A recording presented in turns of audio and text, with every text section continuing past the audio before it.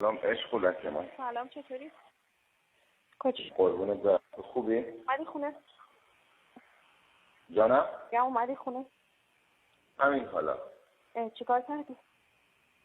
اول میشفتیم احمد بود، بابوزی بود، چطور بود؟ تطو ولی زودتر رفت. تطو گفت خوابم میاد. مرد فهمیدی راستی این جنرال پترایاس هست؟ چی؟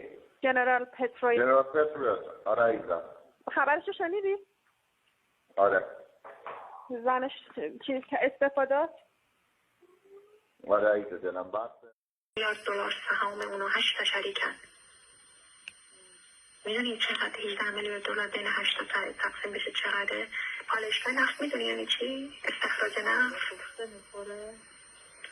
اونا که یه سال پیش گرفت ولی خب خیلی بزنس های مثلا قصه نمیخواه. یه سال پیش خب در میامون، حالا ما 2 تا 3 تا غلام خورد در میامون، ما سالی $20 میلیون خرجش میدن.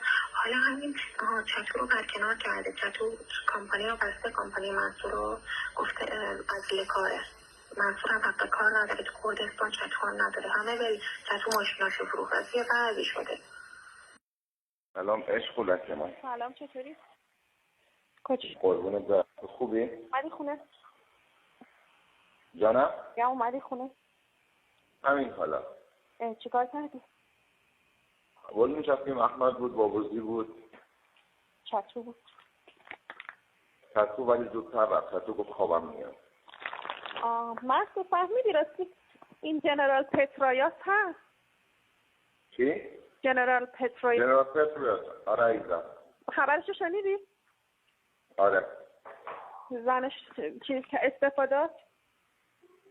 آره ایزه دلم بسته. $1 سهام اونو 8 تا شریکن. میدونی چقدر $18 میلیون بین 8 تا تقسیم بشه چقدره؟ پالایشگاه نفت میدونی یعنی چی؟ استخراج نفت.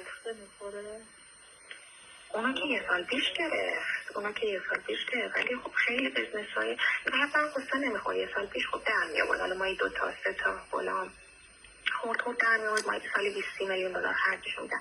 حالا همین چتو رو برکنار کرده. چتو کمپانی رو بسته، کمپانی منصور رو گفته از لکاره.